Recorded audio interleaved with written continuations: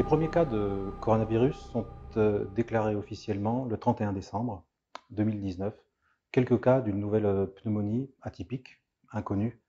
Rien de très inquiétant dans la presse et dans les déclarations officielles. Néanmoins, au consulat, nous avertissons le centre de crise et de situation du Quai d'Orsay et nous commençons à suivre la situation de près avec eux. Dès le 2 janvier 2020, nous avons au centre de crise et de soutien, dans les conseils aux voyageurs que nous élaborons, nous avons fait une première mention de cette nouvelle infection respiratoire, à l'époque évidemment inconnue. Puis le 23 janvier, coup de tonnerre, la ville de Wuhan est mise sous embargo. La tension monte dans notre communauté et nous commençons à préparer les premières évacuations en réalisant des listes de Français qui nous appellent, beaucoup très très inquiets, certains en détresse.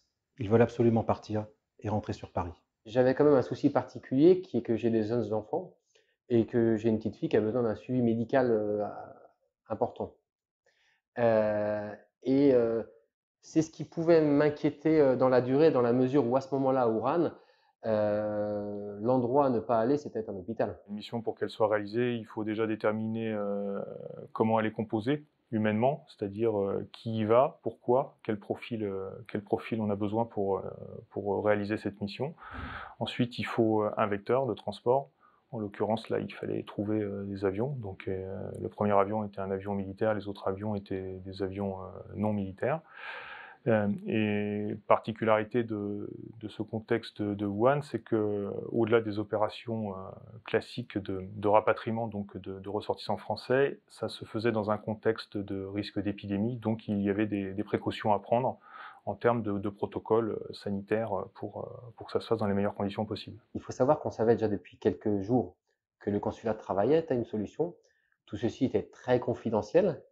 Et puis, le 31 à 12h, autour de 12h, autour de midi, je me souviens, on mangeait, on reçoit un mail du consulat, rendez-vous au consulat à 17h, départ.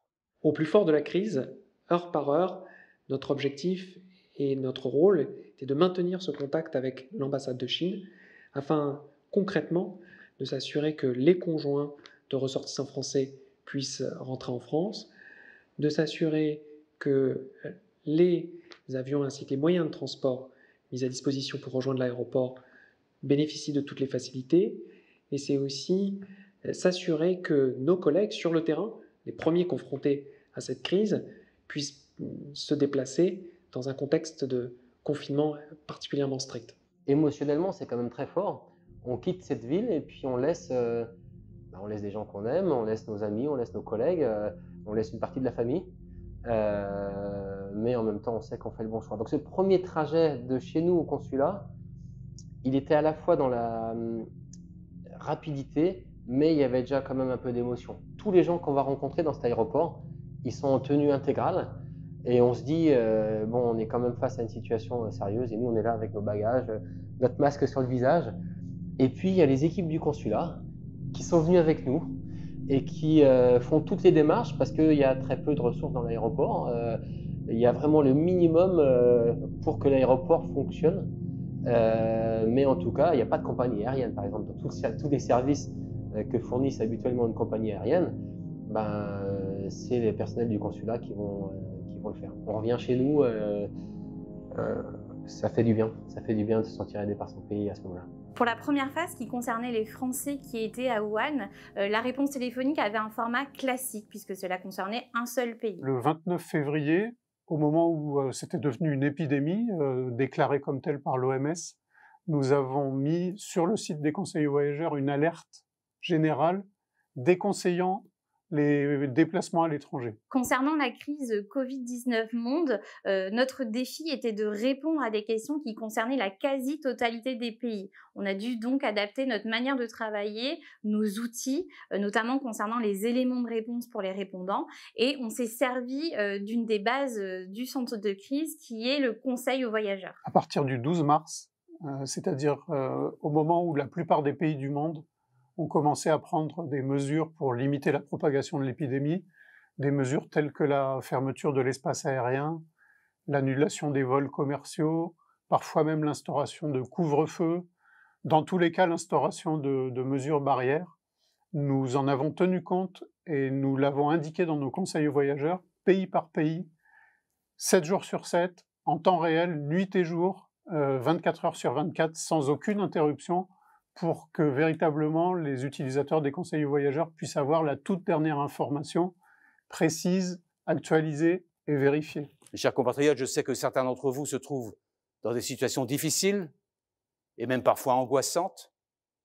Nos ambassades et nos consulats sont là à vos côtés, mobilisés 24 heures sur 24 pour vous apporter toute l'aide possible. L'ensemble des vols que nous avons été amenés à effectuer s'est opéré dans un contexte très particulier, puisqu'il faut avoir en tête que l'ensemble des frontières étaient fermées et qu'il était strictement impossible de pouvoir poser un appareil sur bon nombre de territoires. Le Quai d'Orsay a été mobilisé de manière absolument exceptionnelle, et qu'il s'agisse de l'administration centrale, évidemment de la cellule de crise et de l'ensemble des postes, parce que l'ensemble du réseau diplomatique a été très mobilisé, on le disait. C'est un travail unique qui a été conduit. Les activités qui se sont poursuivies, ce sont des activités d'urgence, c'est-à-dire où il n'était pas possible de faire autrement et il fallait porter secours à nos compatriotes.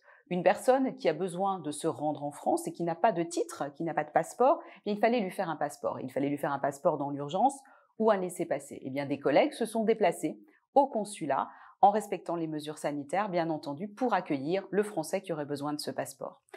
Un Français dont le conjoint est étranger, qui rentrait en France, avait besoin d'un visa pour son conjoint. De la même façon, sur rendez-vous, alors que souvent les visas sont donnés par des prestataires extérieurs, eh bien cette fois-ci, ce sont nos postes qui ont délivré ces visas. Après la naissance de notre deuxième enfant, on a eu l'envie de retourner en France pour de multiples raisons et aussi parce que j'ai ma famille et mes amis ici. Et une fois le lockdown entamé, on a réservé nos billets donc via une compagnie aérienne, donc c'était un vol commercial. Et quelques jours plus tard, notre vol a été annulé. De ce problème s'est rajouté un autre gros problème, c'est que mon fils qui est thaïlandais n'a pas encore de nationalité française, il est thaïlandais sud-africain face à la loi.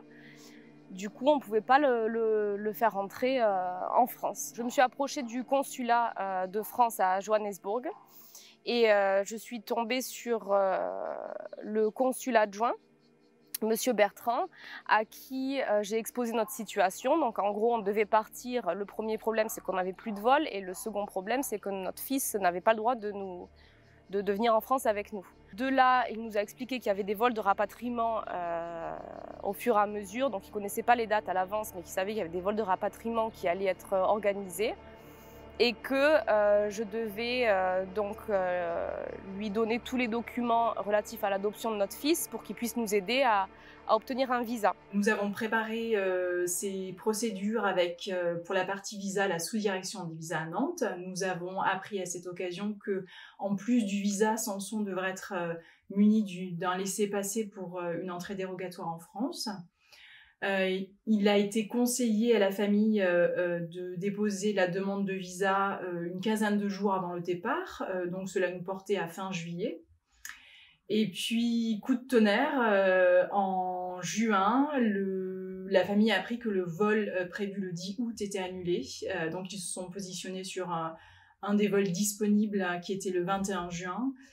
Donc il a fallu obtenir en un laps de temps très court tous les feux verts pour le visa de Samson, le laissez-passer, mais aussi le visa pour Monsieur Bark, qui est binational britannique et sud-africain.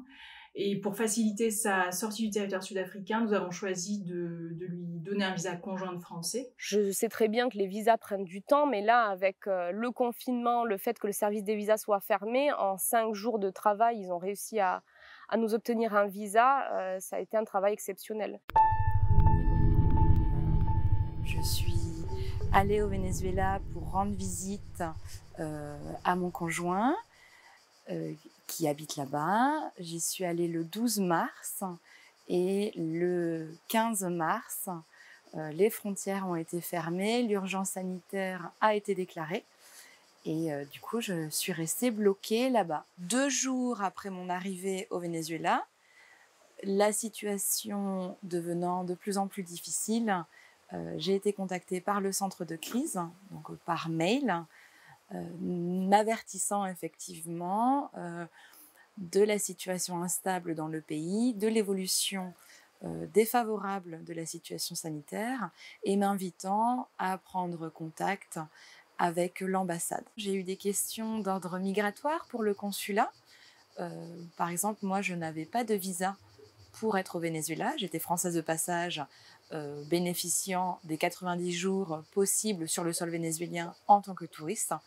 Toutefois, vu la situation, la fermeture des frontières, bien sûr, j'ai dépassé ces 90 jours et face à une angoisse montante, je me suis tournée vers le consulat de France au Venezuela en leur posant la question, m'informant que je n'étais pas la seule dans ce cas et que les ambassades européennes étaient en discussion avec les autorités vénézuéliennes pour assouplir la politique migratoire et permettre aux Européens de passage de pouvoir sortir du Venezuela sans pénalité. Donc, c'est-à-dire, j'ai pu tout à fait me présenter à la migration lors du vol spécial organisé, passer la migration sans aucun souci, sans être pénalisé et devoir payer une amende. Des difficultés qui se sont révélées au quotidien, elles ont été réelles pour nos compatriotes qui nous appelaient, mais elles étaient vécues au quotidien par les agents de cette ambassade, par les coupures d'eau, les coupures d'électricité, les coupures d'internet, auxquelles se sont ajoutées à partir du milieu du mois d'avril, de graves pénuries d'essence qui imposaient des heures, voire des journées de queue pour obtenir quelques litres d'essence. Les frontières marocaines se sont fermées le vendredi 13 mars, puis se sont rouvertes pour une opération d'évacuation des touristes pendant une semaine, dans laquelle environ 20 000 Français ont pu quitter le territoire, puis se sont à nouveau complètement fermés. Sur cette période, nous avons fait partir environ 60 000 personnes, donc encore une fois, ce n'est pas 60 000 Français. Nous évaluons à peu près à la moitié le nombre de Français, mais il y avait aussi des Marocains résidant en France et des Européens, presque 300 avions qui ont été mis en place, essentiellement donc par Air France, et puis 22 ferries pour les personnes véhiculées, donc en particulier les populations de camping-caristes, mais aussi d'autres avec des véhicules individuels. Ce que nous avons fait, c'est qu'assez rapidement, nous avons procédé à un travail de recensement des personnes qui étaient bloquées au Maroc et qui devaient rentrer en France pour rejoindre leur domicile. Donc ce recensement, en fait, s'est effectué par chacun des consulats généraux de France au Maroc. Et ce recensement était possible parce que les personnes nous contactaient, soit par téléphone, nous avions mis en place toujours nos cellules de réponse téléphonique, soit également par mail, nous avions créé des adresses génériques. Il y avait, quand je parle de la réponse téléphonique, en fait, c'était vraiment des lignes dédiées, c'est-à-dire qu'il y avait des formes de numéros verts qu'on pouvait appeler quasiment H24 pour se faire connaître, également pour décrire sa situation personnelle et par là même, du coup, c'est ce qui nous permettait après de pouvoir établir des ordres de priorité et de pouvoir après constituer des listes de passagers qui pouvaient embarquer sur des vols qui étaient des vols mis en place en étroite collaboration avec la compagnie Air France. Nous avons dû établir 3 niveaux de priorité. Niveau 1, les femmes enceintes de plus de 6 mois, le personnel de santé recensé au plan blanc, les personnes âgées de plus de 80 ans et les enfants mineurs de moins de 12 ans.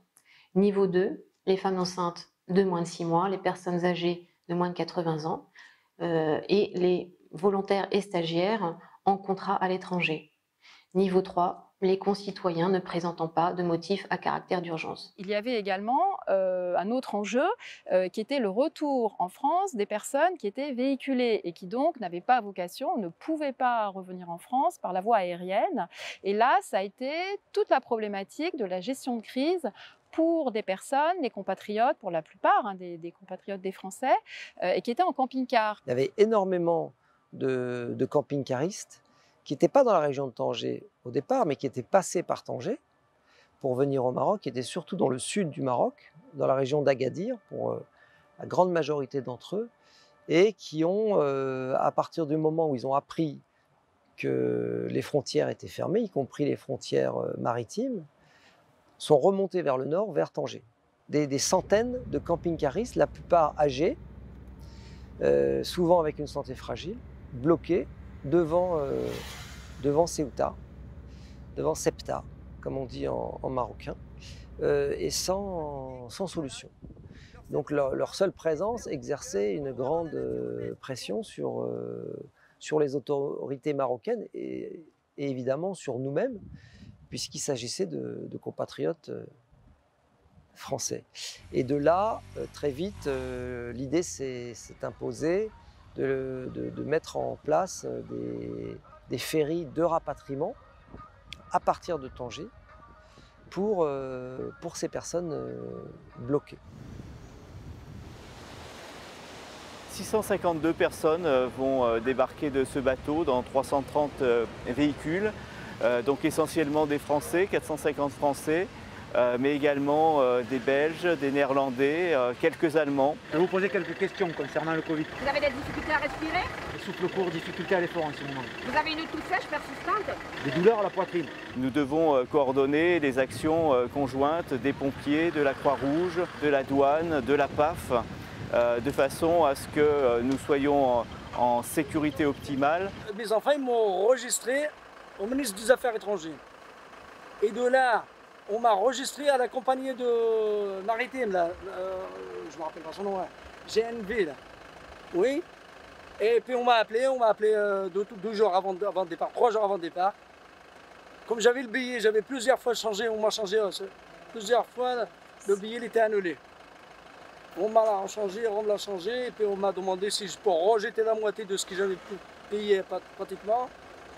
Voilà, bah, j'ai accepté. Yeah, I'm very happy to be back in Europe, that I can work, that I can do my life again more, because it was just a plan like 2-3 months stay in Morocco. I worked before, it was not a plan to stay there like 5-6 months and cannot go back. So I'm really happy that it works and that we are here now and I can do my life and go to work again. Yeah, this is very nice. I was super happy all the day about it.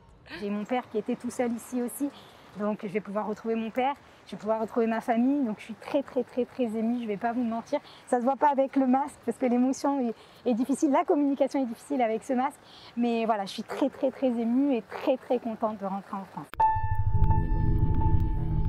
Début mars, je suis partie avec 2 amis au Népal pour faire le trek du camp de base de l'Everest. En commençant à redescendre, on se connecte et on reçoit plein de messages et on se rend compte que la situation liée à la Covid-19 avait pris beaucoup d'ampleur, et notamment en France. Donc on arrive le 17 mars à Katmandou de façon normale. On avait réservé notre avion qui nous ramenait à Katmandou, et là notre vol était prévu pour le 24 mars, donc une semaine plus tard. Donc on devait rester quelques jours à Katmandou avant de repartir à Paris.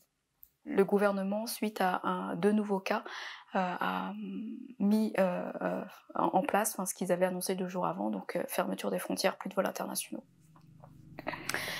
On sort dans la rue, on voit que tout est fermé, effectivement, il y a des checkpoints, il y a des policiers, pas de circulation, rien. Et là on commence un peu, pas à paniquer, mais bon, on se dit, mais qu'est-ce qu'on va faire? En s'inscrivant sur Ariane et en se disant qu'il fallait se mettre en relation avec l'ambassade, honnêtement, je pensais pas qu'ils allaient faire grand-chose, puisque je me suis dit, y a personne, même s'il y a une équipe réduite, voilà, ils ont peut-être pas les moyens de nous aider.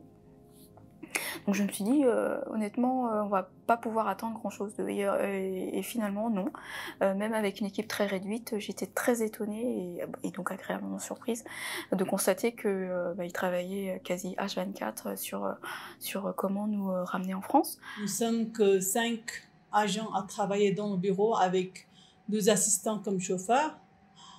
Tout le monde était très polyvalent au niveau travail. Heureusement, j'avais pris un stage au mois de janvier au département sur la gestion de stress et de gestion de temps et des priorités. Et cela m'a beaucoup aidé à gérer les problèmes calmement. Je pense qu'on a été chanceux en fait de tomber sur cette équipe à l'ambassade. Nous étions partis cette année pour un voyage assez long qui devait durer 2 mois et demi en Amérique du Sud. Le 16 mars, nous avons décidé de continuer notre voyage vers la Bolivie via le Pérou.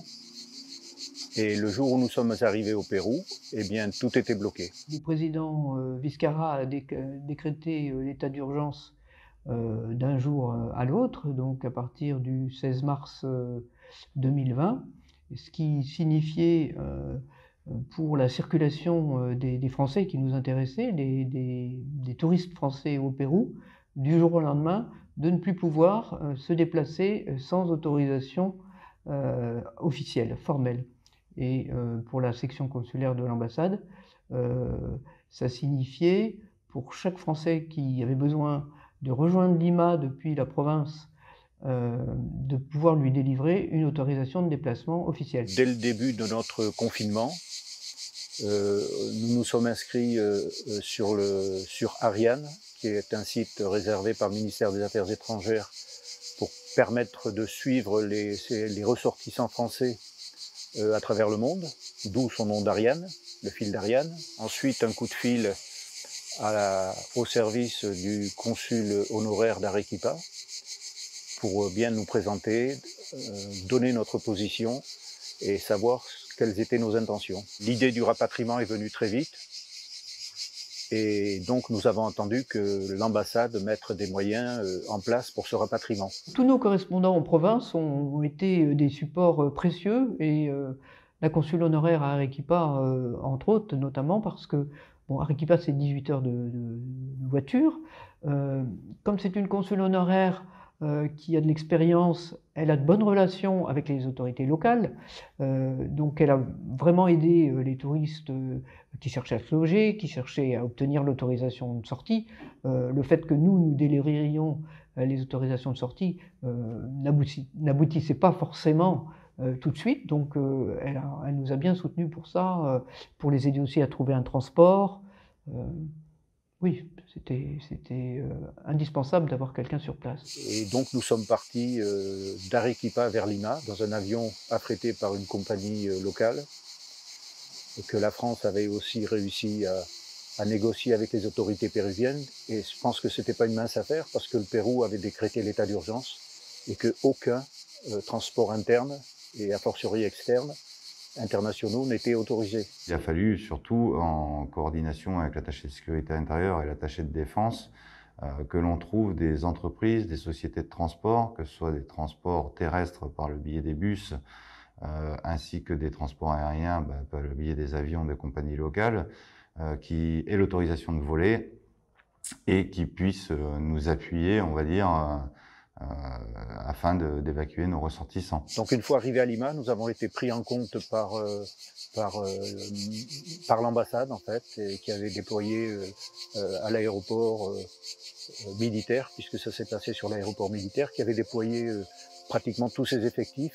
Et les opérations, les procédures d'immigration et autres se sont déroulées sur le tarmac.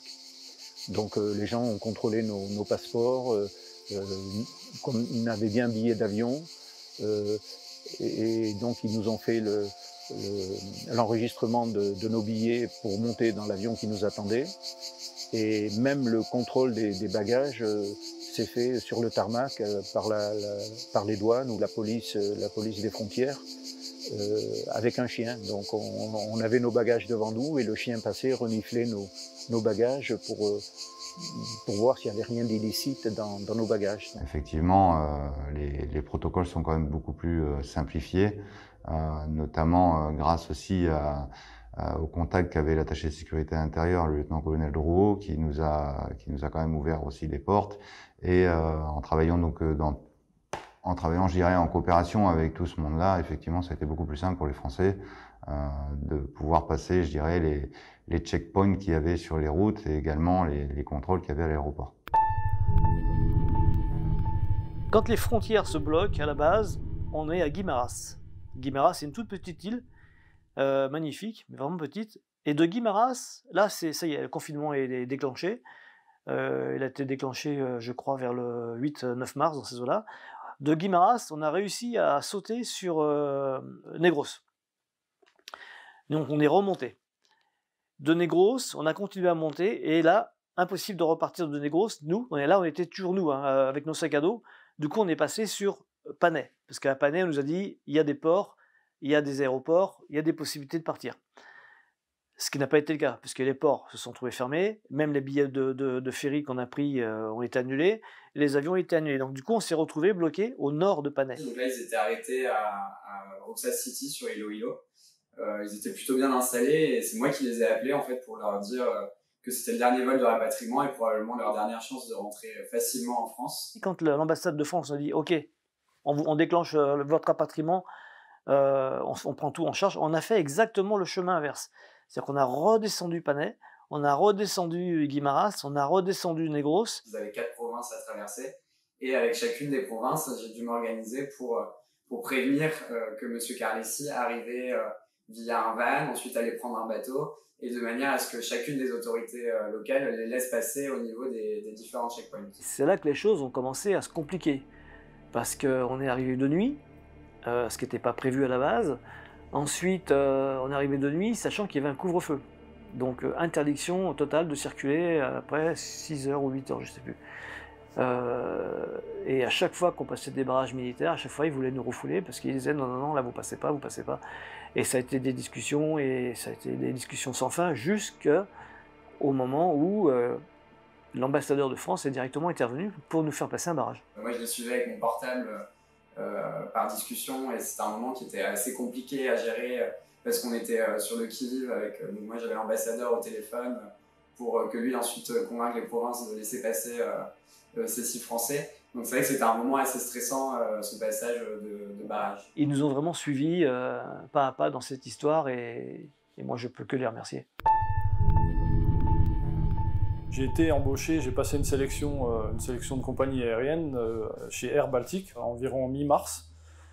Là, cette fois-ci, le patron nous réunit à nouveau et annonce à tout le monde, bon, il y a eu une baisse dramatique des réservations au niveau de la compagnie.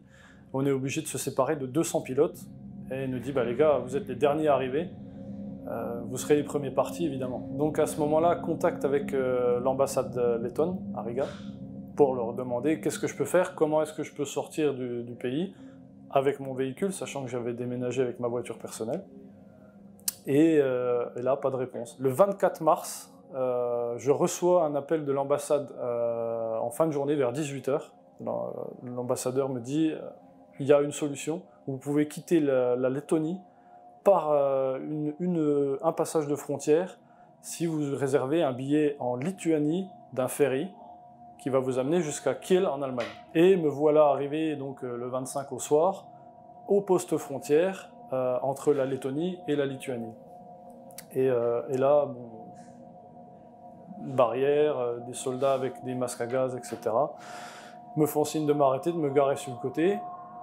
Je me gare sur le côté, j'arrête le moteur et je sors de la voiture. Et au bout de 2 heures, bah, je voyais que le chrono tournait, je me dis je vais louper mon ferry, et, il va falloir faire quelque chose, quoi. Donc je klaxonne, j'essaie d'alerter les gardes frontières, aucune réaction. Donc j'ai fini par appeler l'ambassade, donc l'ambassade de France en Lituanie cette fois. L'ambassade de France me dit on va essayer de joindre le poste frontière. J'ai donc cherché à joindre le vice-ministre de l'Intérieur lituanien, que j'ai pu contacter assez rapidement, et qui a été très ouvert et qui m'a dit qu'il allait faire le maximum, donc non pas pour changer les règles, non, au contraire, donc il y a une escorte policière qui a accompagné M. Blanchard, mais cette escorte policière a pris soin d'appeler la compagnie maritime, et donc M. Blanchard finalement a pu embarquer sur ce ferry. Il était le dernier, il était un petit peu en retard, mais grâce à cette coopération, et je les remercie vraiment pour cela, donc des autorités lituaniennes et du vice-ministre et de l'escorte policière, la compagnie l'a attendu exceptionnellement, et il a pu embarquer comme prévu. Le départ était à 21h, et peu de temps après 21h, vers 21h20, il nous a prévenu qu'il était sur le ferry, il était très très heureux, et nous aussi d'ailleurs. Et donc, ça s'est bien déroulé. Au cours du mois de mars, on a été frappé par la crise du Covid, qui avait déjà commencé en Chine quelques mois plus tôt. Et là, on a été confronté à des risques sanitaires qui grimpaient, une population indienne qui avait peur des Européens et qui pensait que c'était nous qui avions amené le virus, et donc à une défiance envers nos ressortissants, que ce soit des touristes ou que ce soit des personnes installées là depuis des années. Et donc on a dû mettre en place des dispositifs pour les rassurer ou leur porter assistance. Pour l'ambassade, obtenir des laissez-passer, ça a toujours été un dialogue qu'on a entretenu avec le ministère des Affaires étrangères indien, et ça s'est incarné avec des papiers de nature différente, de libertés différentes. Au début, c'était des signatures qui nous permettaient de traverser toute l'Inde, puis ensuite, il y a eu des restrictions État par État. Donc typiquement, sur une traversée de l'Inde, il fallait regrouper autant de laissez-passer qu'il n'y avait de frontières inter-États à traverser, traiter beaucoup de demandes tous les jours en fonction des gens qui nous appelaient du nord, du sud, qui étaient à 2 heures de route ou à 4 heures de route. Et ça a été un des gros travaux qu'on a mené pendant la crise. Ce qui est important pour les touristes, c'est soit donc de renseigner avant même leur voyage ces informations sur le site Ariane, et sinon, c'est de pouvoir avoir les moyens d'être joignables.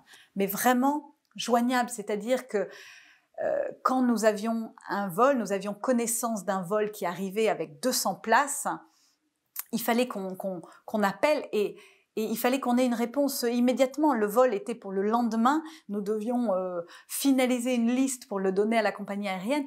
Donc si on appelait et que personne ne répondait, le numéro de téléphone était éteint ou que la personne ne répondait pas au mail, eh ben tant pis, c'était trop tard. Et la personne nous rappelait 2 jours après, mais 2 jours après, la liste était finalisée et le vol était déjà parti. Donc vraiment, de pouvoir être joignable facilement et rapidement. J'ai eu beaucoup d'appels d'étudiants français qui étaient en Inde, de parents, d'établissements français qui s'inquiétaient pour ces étudiants qui étaient en échange, et qui étaient environ 500 à peu près éparpillés dans tout le pays. La situation pour les étudiants a commencé à devenir assez compliquée, puisqu'ils se sont retrouvés isolés, certains étaient en situation de fragilité, les parents nous appelaient, ils étaient inquiets, et surtout même les directeurs des relations internationales des établissements indiens nous demandaient de s'en occuper. Donc ce qu'on a fait, c'est qu'on a commencé à les mettre sur les listes prioritaires en partance vers la France, même s'ils étaient moins prioritaires que les touristes. Je me trouvais en Inde dans le cadre d'un échange universitaire en partenariat avec l'IAE de Bordeaux. À partir de la mi-mars, l'université a fermé ses portes pour une durée temporaire de 2 semaines. Tous les élèves étaient obligés de partir de l'internat et de rentrer dans leurs foyers familiaux. Donc à partir de ce moment-là, je me suis retrouvé à voyager au travers de l'Inde pour finalement être confiné à Agra, donc la ville du Taj Mahal, une ville dans laquelle j'étais confiné pendant 3 mois. Au terme de ces 3 mois, la police de la ville m'a, entre guillemets, expulsé de la ville et m'a conduit devant l'ambassade de France grâce à un taxi qui était dédié à nous amener vraiment spécialement devant l'ambassade de France pour ne plus avoir à nous prendre en charge et à faire en sorte que ce soit la France qui nous prenne en charge. Et là, il y avait une personne qui sortait, qui avait fini son service du coup, et que je l'interpelle, je lui dis excusez-moi, on vient d'arriver. Cette personne, elle m'a dit attendez, je vais voir ce que je peux faire pour vous.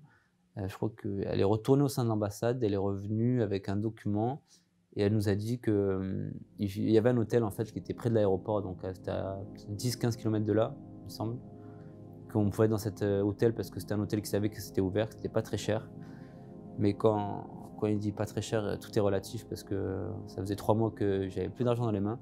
Il me dit que entre-temps, l'ambassade de France allait faire le nécessaire pour faire valoir mon billet d'avion retour sur un vol de rapatriement, en fait, sans frais supplémentaires. La première fois que je suis allé à l'aéroport, ils m'ont demandé 570 € de frais additionnels pour changer mon billet, entre guillemets. La deuxième fois, ils m'ont demandé dans les 400 €. La troisième fois, ils m'ont demandé 270 €, il me semble. Et la dernière fois, du coup, c'était la bonne grâce au consulat de France. Où qu'on soit dans le monde, si vraiment on a un gros problème, je pense qu'il y aura toujours soit le consulat, soit l'ambassade qui seront là et qui seront là pour prendre des nouvelles et pour nous aider au mieux qu'ils peuvent. Dans le cadre de la crise Covid, il y a eu une situation un peu particulière qui a été en fait une quasi-fermeture du trafic aérien et donc de fortes restrictions de mouvement à la fois sur le fret humanitaire qui était stocké en Europe, mais aussi sur les personnels humanitaires qui devaient rejoindre leur terrain de mission. Le pont aérien humanitaire, c'est une initiative européenne qui est pilotée par la Commission européenne. Il permet très simplement d'acheminer du matériel vital qui se trouve actuellement en Europe vers les terrains d'intervention où les populations vulnérables se trouvent et là où elles en ont besoin. Le UNHCR au Burkina Faso travaille avec les partenaires pour apporter de la protection et de l'assistance aux réfugiés et aux personnes déplacées internes. Aider les gens à couvrir leurs besoins en termes d'abri, en termes d'ustensiles ménagers primaires, en termes d'eau. Les derniers chiffres indiquent qu'il y a plus de 900 000 déplacés internes et plus de 20 000 réfugiés. Ce qui est extrêmement important, c'est qu'on puisse venir en aide à ces populations qui ont à la fois des besoins en vivre, mais des besoins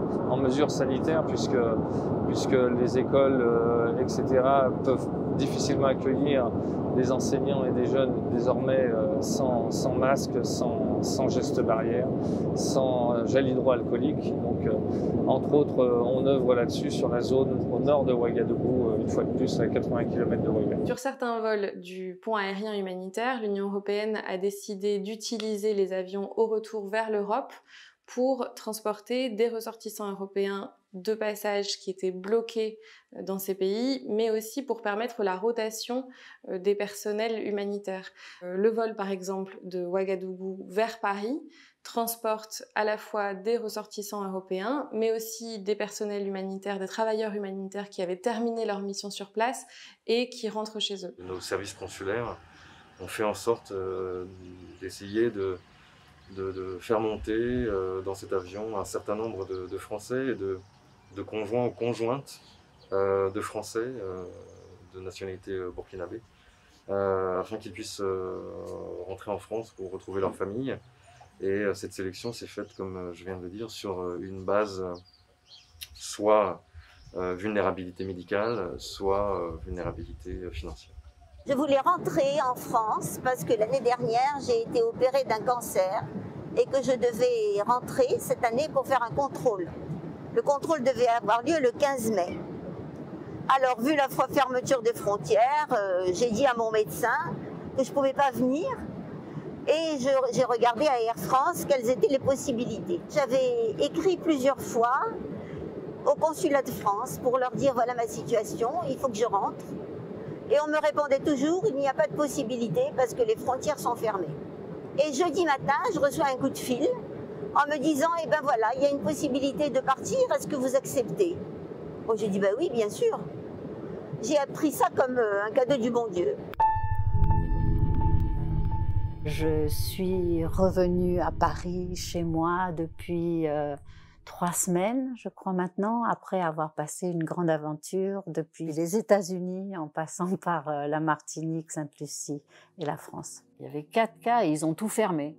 Ils ont tout fermé et ils ont fait un couvre-feu 24 heures sur 24 pendant 15 jours, avec une demi-journée d'ouverture par semaine pour aller faire des provisions. Les nouvelles étaient bonnes là-bas en tout cas, et puis les nouvelles ont commencé à être meilleures ici. Moi, j'avais rendez-vous avec mon oncologue. C'est pour ça d'ailleurs que je m'étais signalée à l'ambassade en disant « Bon, écoutez, moi je suis bien ici, mais il se trouve que j'ai un rendez-vous. Si jamais vous avez quelque chose qui s'organise, avertissez-moi. » Même au plus fort de la crise du Covid, il y a toujours eu des liaisons aériennes entre Paris et Fort-de-France ou Pointe-à-Pitre. Et par conséquent, tout l'enjeu de l'ambassade, ça a été de trouver les moyens, de trouver des solutions pour permettre à des Français ou des Européens de rejoindre la Martinique et la Guadeloupe de manière à ce qu'ils puissent prendre leur avion. J'ai trouvé qu'il y avait une réponse Et justement, dans des moments où vraiment on n'a pas de réponse, il y avait au moins un interlocuteur, il y avait quelqu'un qui recevait vos mails, qui lisait vos mails, qui en tenait compte et qui vous répondait. Nous avons été amenés à traiter de nombreux cas de Français de toutes origines géographiques, mais aussi des ressortissants européens, car la France est le seul pays d'Europe à avoir une ambassade régionale à Sainte-Lucie. De plus, nous avons un devoir de secours pour les ressortissants des autres États membres. Nous sommes sollicités régulièrement par l'ambassade de France pour des questions médicales en rapport avec des situations particulières pour des ressortissants français. Notre rôle principal en ce moment en période de Covid, c'est de transmettre à l'ambassade et donc à tous nos ressortissants français l'information juste sur l'épidémie qui sévit actuellement aux Émirats arabes unis. Il n'aura échappé à personne qu'il existe beaucoup de fake news actuellement sur les réseaux sociaux. On a vu naître un certain nombre d'informations contradictoires, de rumeurs souvent infondées. Et dans ce contexte, un document unique a été mis au point par l'ambassade et le consulat pour rassembler toutes les informations fiables et vérifiées et surtout répondre aux questions des Français. J'étais partie pour un tournoi d'échecs en Russie avec une équipe située en Île-de-France mais qui représentait la France. On est arrivé à Murmansk, on a fait le tournoi et au milieu du tournoi, ils nous ont annoncé d'abord que notre avion était annulé.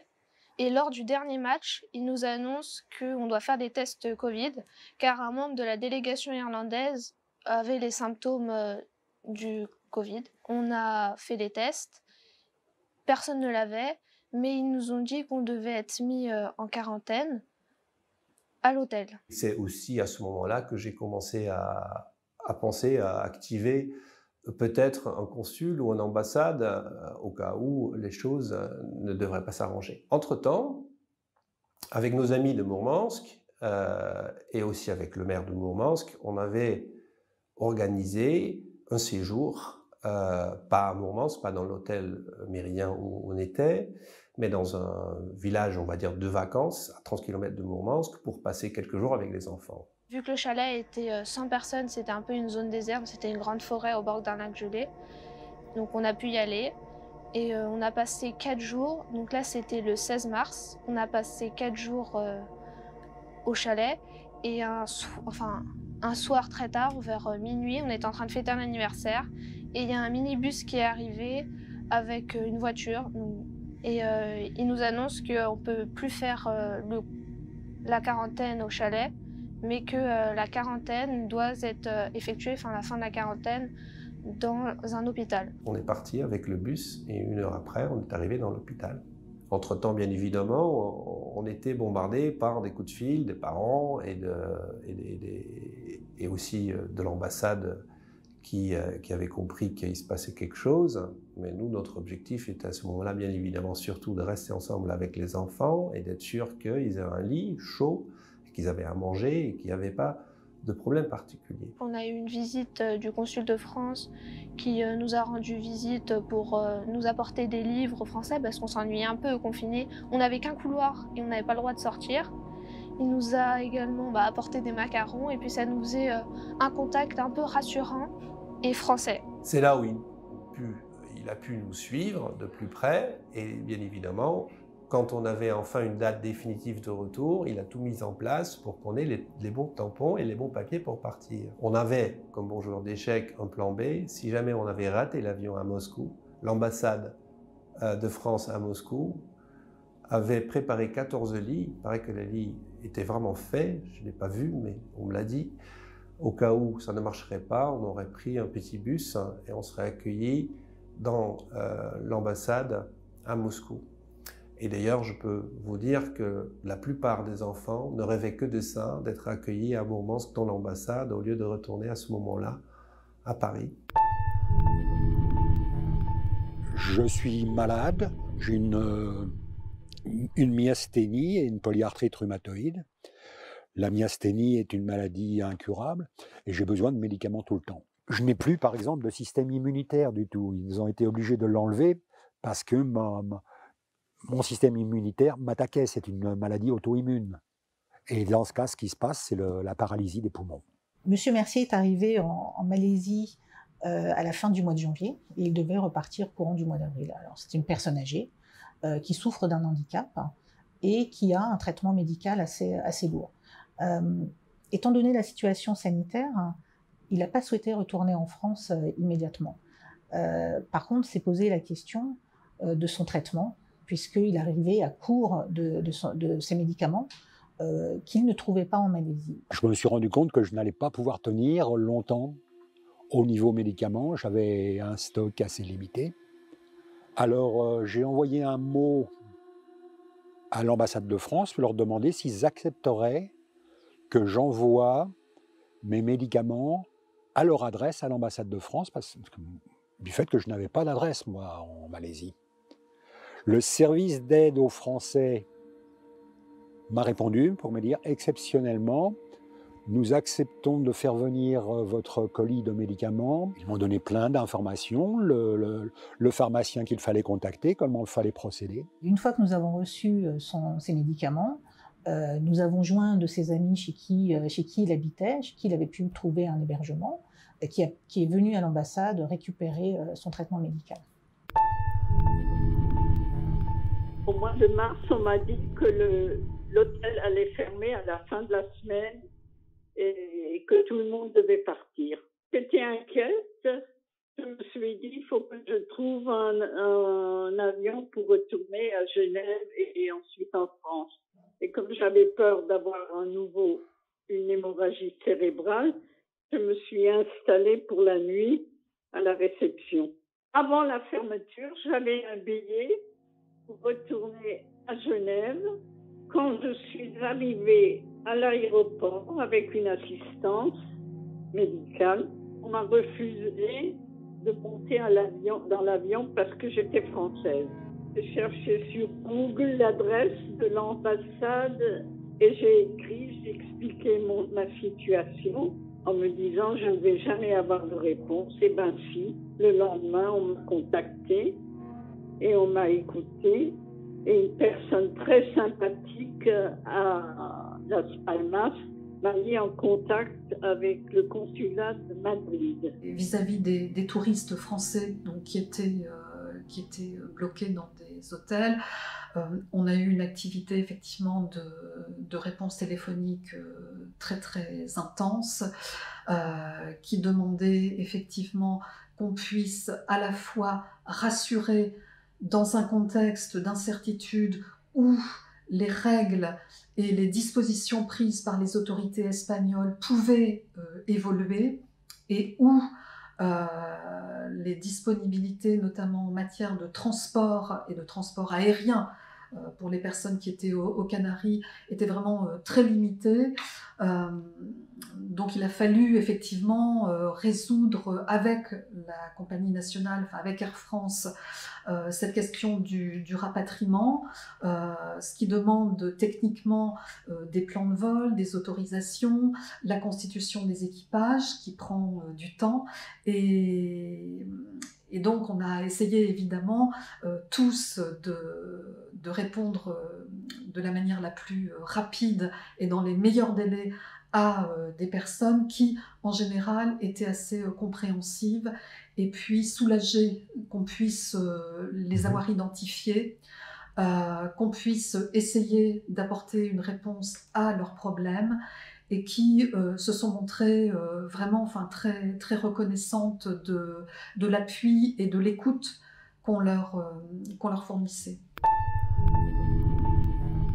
La spécificité du Vanuatu, c'est de se trouver aux confins du monde quand on part du point de vue de la métropole, puisque quand la pandémie de Covid-19 est déclarée par l'OMS et que nos concitoyens de passage au Vanuatu souhaitent rentrer en France, il faut gérer cette question non pas sous l'angle d'un vol direct, mais au moins de transit, puisque les routes aériennes vers la France passent en général par la Nouvelle-Calédonie, le Japon, puis Paris. J'étais en vacances chez mon frère au Vanuatu. Nous avons reçu un mail du ministère nous disant de se rapprocher de l'ambassade pour éventuellement être rapatriés en France. J'ai appris à ce moment-là que j'étais une personne à risque, étant donné que j'avais 65 ans et que je suis diabétique. Au Vanuatu, les structures sanitaires sont réellement défaillantes. Il faut savoir qu'il y a un hôpital qui compte seulement 3 lits d'hospitalisation et 2 respirateurs. Nous savons tous que nous avons besoin des évacuations aériennes pour les cas médicaux graves, y compris si le Covid arrivait, et on a tous un peu cette inquiétude de ce qui pourrait nous arriver. C'était très angoissant parce que bon, partir alors qu'il y avait un cyclone qui arrivait, ça voulait dire de laisser mon frère. Mais je savais qu'en France, j'aurais la structure si toutefois je l'attrapais. J'ai quand même décidé de partir, surtout qu'à l'heure actuelle, je pense que j'y serais encore, si j'avais pas été rapatriée par le gouvernement français. Quand on a eu l'information que les frontières fermées et que mon vol pour la Nouvelle-Calédonie était annulé, personne ne pouvait se douter de ce qui allait se passer. Il n'y avait plus de bateaux qui venaient pour réapprovisionner en nourriture. Pendant tout un temps, on n'avait plus d'avions aussi qui atterrissaient sur tout cet archipel des îles Banks. Il n'y avait plus d'avions. Donc on était coupés du monde. Et à ça, c'est rajouté par-dessus, au même moment, le cyclone Harold. Il y a un moment quand même, je me suis dit, bon Angèle, là il faut que tu trouves un moyen de rentrer là, parce que ça commence à faire beaucoup. Et moi, là, à ce moment-là, l'ambassade m'a dit, il faut revenir tout de suite, parce que peut-être qu'on a un vol pour toi lundi. Et moi, je pouvais pas partir. J'ai regardé en ligne les billets d'avion, il n'y avait pas de vol, c'était plein. Je pouvais pas partir. On est monté dans l'avion. Carole de l'ambassade était complètement... là, ça y est, elle respirait enfin après des semaines et des semaines et des semaines à tout faire pour qu'on puisse rentrer chez nous. Ça y est, c'était le moment de vérité. On montait dans l'avion et on allait partir. Et ça, c'était vraiment... on était fous de joie. Que ce soit moi ou les autres Français qui étaient avec moi, mais on n'y croyait plus. Honnêtement, on n'y croyait plus. Et on était bien conscients que c'était notre seule chance de pouvoir rentrer en France. Et là, ça y est, on était chez nous. Et ça n'a pas de prix.